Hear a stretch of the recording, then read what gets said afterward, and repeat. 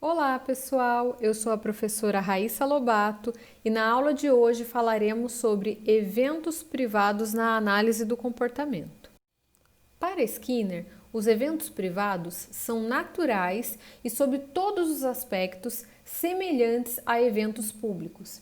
Mesmo que os pensamentos sejam eventos naturais e que se considere que algumas vezes afetam o comportamento, ainda assim eles nunca causam o comportamento no sentido de originá-lo.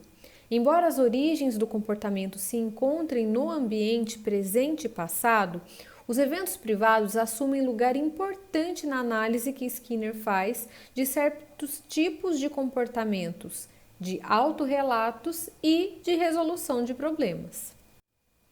Como os eventos privados são atribuídos à pessoa e não ao ambiente, eles são mais bem compreendidos como eventos comportamentais. De um modo geral, há dois tipos de eventos: pensar e sentir. O autor coloca que pensar é o mesmo que falar privadamente. Ele coloca também que é mais útil tratar os eventos de pensar à parte dos eventos de sentir. Isso porque os pensamentos têm uma relação com a fala pública que o sentir não tem. Por exemplo, aqui veremos as diferenças que o autor coloca entre o pensar e o sentir. Um pensamento pode ser enunciado de forma pública ou privada. Skinner utiliza os termos abertos para público e encobertos para privado. Por exemplo, eu posso falar alto para mim mesmo. O que vai acontecer se eu apertar esse botão? Ou eu posso sussurrar para mim mesmo essa mesma exclamação. Ou ainda posso pensar em particular. Esses eventos são todos a mesma coisa. Os dois primeiros poderiam ser ouvidos, ao passo que o terceiro, que é privado, não poderia.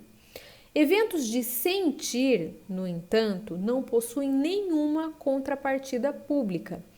Ver uma árvore, ouvir uma música, sentir uma dor, sentir o cheiro de um perfume, todos esses eventos são apenas privados. Para o behaviorista radical, sentir e perceber são eventos comportamentais, são atividades. A coisa que é vista, ouvida, cheirada, sentida ou provada é uma qualidade do evento, ou seja, é parte da definição do evento. Ver um lobo é qualitativamente diferente de ver um urso. Os dois eventos têm muito em comum. Ambos são atos de ver e não de ouvir ou de andar, mas também são diferentes. Eles são atos diferentes, assim como caminhar em direção a uma loja é diferente de caminhar para um banco. O que o autor sugere é que são ações diferentes, não a mesma ação aplicada a diferentes coisas. Pode-se notar com mais facilidade que o alvo ou objeto de um evento de sentir é uma qualidade do evento quando falamos de outros sentidos que são diferentes à visão. Se ouço um violino tocando, seria pouco provável que alguém afirmasse que a minha atividade de ouvir o violino seja de algum modo um complemento do som do violino. O som é parte do ato, ou talvez resulte dele. Ouvir um violino e ouvir um teclado são atos diferentes de ouvir, não o mesmo ato aplicado a diferentes sons. Um antigo enigma zen budista perguntava: se uma árvore cai na floresta e ninguém está lá para ouvir, ela produz um som? A resposta do behaviorista é não, pois um som existe apenas como parte de um ato de ouvir. Da mesma maneira que ouvir um violino se difere de ouvir um teclado, ou ainda, ver um urso se difere de ver um lobo. A relação entre o ver e a coisa vista fica ainda mais clara quando examinamos exemplos do que o Skinner denomina de ver na ausência da coisa vista. Por exemplo, Se eu sonho com um lobo, o lobo está presente? Se eu imagino a casa onde eu passei a minha infância, a casa está lá? A perspectiva analítico-comportamental aponta para fatos da vida. Por exemplo, quando eu era criança, vendo a casa de minha infância, e dessa forma interpreta a recordação como uma repetição. O autor coloca que esses atos de imaginação diferem dos atos originais de ver, ouvir, sentir, mas também são semelhantes. E explica que muito do nosso comportamento é repetido todo dia. É importante salientar que, apesar das críticas ao behaviorismo radical a respeito da forma como são tratados os sentimentos na análise do comportamento, Skinner pontua que, como as pessoas se sentem é geralmente tão importante quanto o que elas fazem, mostrando que os sentimentos possuem sim uma relevância no estudo e compreensão do comportamento humano sob a ótica analítico-comportamental. Para Skinner, a noção de consciência é inútil para a compreensão científica do comportamento.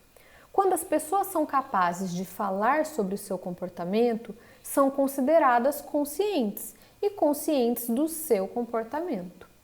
Para Skinner, autoconhecimento seria então a capacidade de um indivíduo de relatar os próprios atos privados, que é o mesmo que relatar os próprios atos públicos. Porque aprendemos a falar do que a gente vê, do que a gente ouve, do que a gente sente e pensa, do mesmo modo que aprendemos a falar sobre o que comemos, onde vamos e o que dissemos a alguém.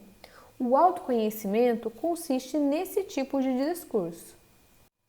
Portanto, é possível concluir que as explicações mentalistas do comportamento que aparecem na linguagem cotidiana não têm lugar na ciência analítico-comportamental. As origens do comportamento humano, para Skinner, encontram-se no que ele propõe como modelo de seleção pelas consequências, que diz respeito a 3 níveis de seleção: a filogenética, a ontogenética e a cultural. Eventos privados, portanto, são naturais e compartilham todas as propriedades do comportamento público. Suas origens encontram-se no ambiente como qualquer outro. E, por fim, Skinner é categórico ao afirmar que o comportamento nunca se origina de eventos privados, de um pensamento, de um sentimento, por exemplo. A aula de hoje foi baseada no capítulo 3, as páginas 63 a 70 do livro Compreender o Behaviorismo, do autor Baum. Obrigada por ter assistido a aula.